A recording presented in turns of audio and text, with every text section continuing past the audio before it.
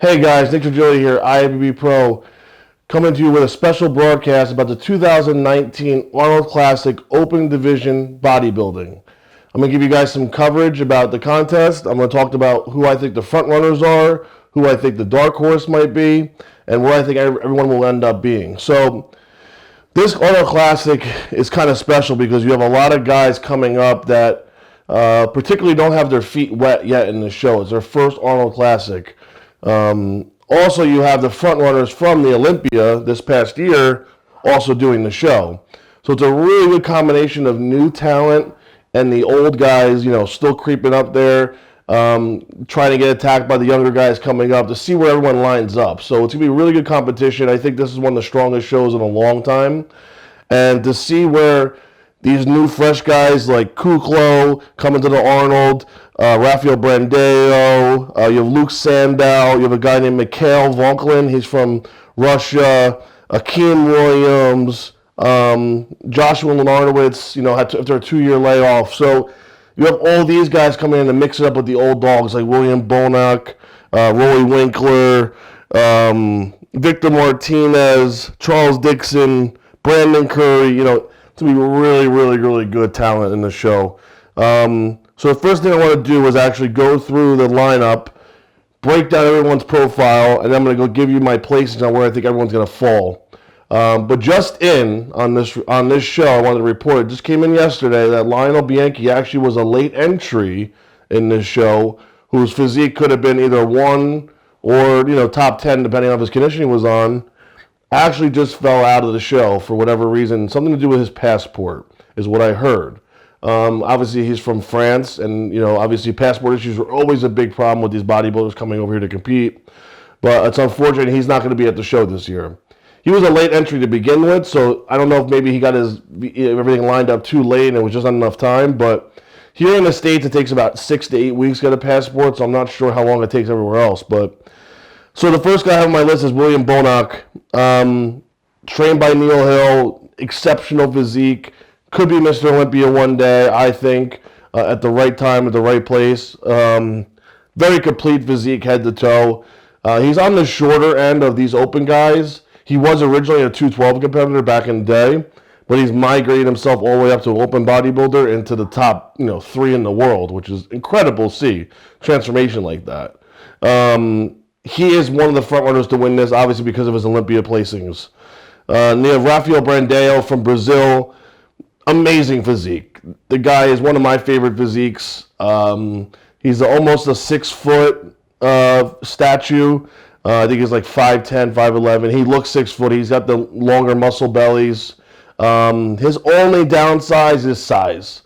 When I saw him at the New York Pro, he was coming up. He's still there, though. Like, his physique is definitely much bigger than it was at the New York Pro. His only downside is his backside. I think his back needs to come up a little bit more 3D to it, and his hamstrings need more thickness to it. But his physique is a front runner just from literally his silhouette alone is unbelievable. Brandon Currie. Now, obviously Brandon Currie's been in Kuwait training with the Camel crew.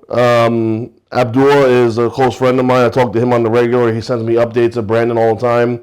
Shout out to Brandon Currie. I have him as a front runner also to win this Arnold Classic. He could really throw a wrench in the mix. Last year, top 6 at Olympia. Unbelievable placing for him, his best ever. He looked his best ever. Abdullah has told me that he's going to come in even more shredded than he ever has in his entire life for this Arnold Classic. So if he's able to retain that fullness, like he does, the Brandon Currie fullness that we always see, with shredded glutes and shredded hams, shredded everything, I don't know if anyone could beat him in this lineup. I really don't. So that's really going to be good. Charles Dixon, he's a tank. From the 212, coming up in an open class, which I hope if Charles Dixon's going to do this, if you're watching this, Charles, I give you a lot of props for jumping into the Arnold Classic with these big guys. It's a big stage to jump into your first open show. Or maybe a second or third, actually. I'm not sure, but this is one of his first few shows doing the Open. I know it's not an ongoing thing he's done, but to jump in with this kind of mix and to see where he stands up, I mean, it's the best way of doing it. If he does make the transition over to the open class, I think he has a very good chance to stand next to these guys. He's thick head to toe like a William Bonac, so he has nothing to worry about. He has no weak points on his body.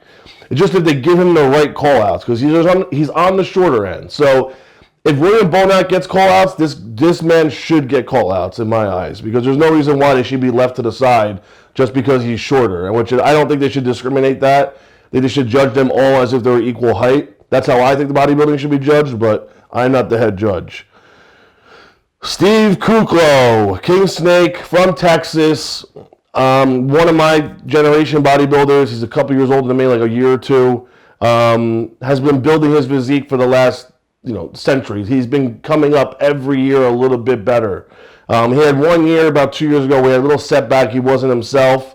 But he seems like he's changed up his team that he's been working with, and his training technique seems a little different from what I've been following. And it seems like he's adding a lot more volume to his workouts, not getting away from the heavier weights. And it seems like his physique is just exploding from that. He's my height, 6'1", and he needs to be 3D. His physique lacks the 3D.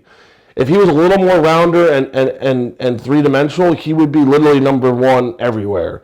He has a great silhouette. The only downside to him is literally like maybe his back needs some more three-dimensional to it, and some more some more lats to get that taper going. But you can't really nitpick the guy. He has no missing body parts. His chest is a little shallow if you really want to be nitpicky, but that's because his delts and arms are just so ginormous. So shout out to Steve Kuklo. I really am rooting for you, bro. I think you could be a top 5 contender if you show up in the right conditioning in this show. Josh Lenartowicz, he was Dallas's roommate for a while. They were trained together, and they went through a horrific event not that long ago. And Josh took the year off after that Olympia placing where he just didn't look himself, which I don't think anybody would have in that position. So shout out to Josh for battling through all that, and I'm really excited to see this guy really flourish, because I think this is his time now. If he doesn't hit it now, then it's never going to happen. I think he's like mid-30s, and I think he's going to strike now when the iron's hot. He's going to come here at the Arnold and really show the world what he's made of. I think he's going to be like 275, 280, if I recall, on his podcast he did with Dave Borlay. Shout him out on Jay Cutler TV.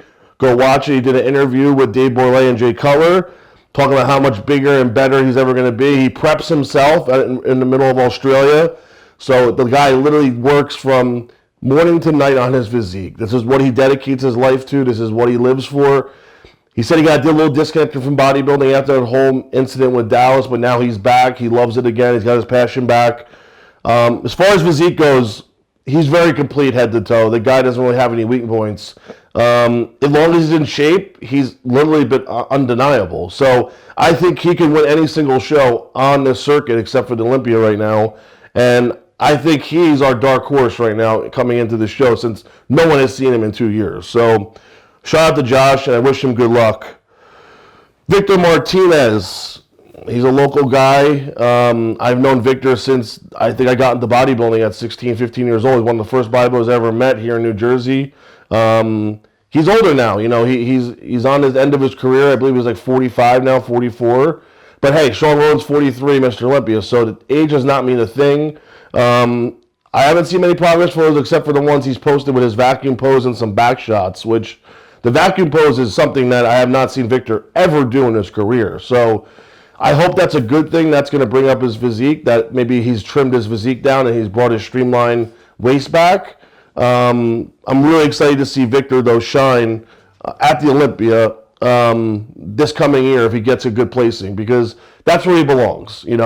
Arnold Classic, Olympia is where Victor should be. So he places well here, he goes on to the Olympia and does very well again and regains some traction for himself, because Victor's physique is nothing but phenomenal. The guy's got no weak points. He's been around forever, and he deserves to be up there with the top dogs, in my opinion, if he does nail it. Cedric Millen. I mean, this guy should be Mr. Olympia. Cedric has been around since 2009. I think he turned pro. He won nationals. He got his pro card. I have not seen him in shape too many times. I actually had the honor of competing with him in 2015 at the Atlantic City Pro, where he lost the branch by maybe a point. That was my first pro show. Cedric looked amazing at that show, and that was the last time I think I seen him really polished. He's come in shape some shows, but he's downsized. And then the shows that he's too big, he's not in shape. So he hasn't really nailed it, I ever could say. Besides, I think Nationals when he turned pro, where I think he looked his best. But we're still waiting on Cedric to show up, so that'll be interesting to see how he does. Luke Sandow is another dark horse. Young guy coming up from the UK. Stellar physique, Dorian Yates-esque. Should be a front runner in this show as long as he comes in shape. He works beside Chris Aceto, and I think him and Chris, if they do nail it in this show, he's going to be dangerous for anybody in this lineup, especially now that he's much improved. He's dense, he's thick. His weak points are kind of getting to be not as weak anymore, and he's getting stronger overall. The things that do stick out to me is just he's not that aesthetic. His legs are not where they should be, I think, is in size-wise, but they look like they've brought up. Now, the problem with him I've seen, just from, I don't know much about it, Luke, but his legs seem to lose a lot of size during prep, and it seems like he's retained that this time. Maybe he's got the formula down to where not doing too much cardio or maybe overtraining them or vice versa, whatever it is, but good luck to Luke. I hope he does very well in this show, and I hope he'll be able to carry that momentum throughout the rest of the year. Mikhail Volklin, if I pronounce his name wrong, I apologize, but he won the Arnold Classic last year amateur, so he has an automatic invite now to the Arnold Classic Pro. He was actually featured in, I think, the Generation Iron documentary. Don't quote me on that one. I believe I saw him in there. Very young kid with crazy muscle on him. I just don't think he's ready to be at this level yet. It's great to get your feet wet in this show and see what you can bring to the table, and you can stand next to these guys on stage now and have a good idea of where you stand. But once he brings up his physique and it's more balanced, he's got a very big upper body. His legs don't really, I don't want to say not matched, but his upper body is so overpowering that it makes his legs look weak. So to make a complete physique, he's got to bring that lower body up. Keane Williams. Local New Jersey guy, he's working with Oscar Arden. What can I say about Akeem? He is a genetic freak. He is a Ronnie Coleman little brother. Could be Ronnie Coleman's son, who knows? But the kid's a genetic freak. He's with the right guy right now. It seems like him and Oscar nailed it at the end of last year. Almost got the Olympia qualification. He literally fell one show short. Took a second place, I think, at Chad Nichols' show, and I think he had it if he continued on and went to Canada, but he didn't. He turned it down, and now he's working harder than ever in the offseason. I see him getting in really good shape, though, from the pictures he's posted. So to pick apart Akeem's physique, he needs more detail, needs more separation, needs to come in shredded. If he does that and not has to worry about the size game, gets away from the damn scale, he will win any show on the circuit except the Olympia. And be a contender for the Olympia, in my eyes, if he does nail the conditioning. He seems like he has a little bit of thick skin, but he seems like he's got away from that the last show last year when he came in razor sharp, and I thought that was his show. If he does nail this show, and he comes in, he's a top 3 guy in this show. Roy Winkler. Now, Roy Winkler obviously is the guy to win. It's the front runner. Everyone's making a big deal about this guest posing from 2 weeks ago. I don't see it as a big deal because I know from being a big bodybuilder from experience, we hold a lot of water. We don't look like anything 2 weeks out. And that's usually why we don't guest pose or show up with our trunks on, because we don't want people talking. We don't need anyone to get negative, start speaking negative about our physique. We can literally hold 15 to 20 pounds of water, within 2 weeks of a show. So it's a really bad time to be exposed, I guess you could say. Let's say Roy Winkler does nail his conditioning. No one's beating him in this show. Let's just say that. If he comes in 100% Roy Winkler, no one's beating him. If he comes in 90%, he's leaving the door open for anybody to walk in. William Bonac, Brandon Currie, Josh, Cedric, Akeem, anyone could win at that point if Rolly leaves that door open. Now, I'm going to go with the odds that Rolly's not off. I don't believe he's off. I believe he's probably 100% conditioning. Roy Winkler takes his training very serious. He does not take this lightly competition. So he's going to show up in shape. He's going to win. My second place is going to be Brandon Currie. My third place is William Bonac. My fourth place is Josh Lenardowitz. Now from there, I don't know what's going to happen. It could literally be anybody. And I'm even a little worried about saying Brandon Currie, William Bonac, because if Bonac doesn't come in 100%, he's a little distended and square in the waist and not as, symmetrical, then, he's going to blow it for second or third. Then someone else can sneak up a spot. So it's really going to go anywhere. But right now I have Rolly, Currie, Bonac, Lenardowitz.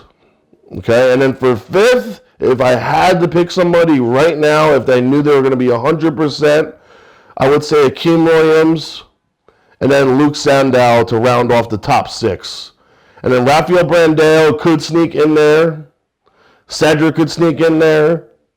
Steve Kuko could sneak in there.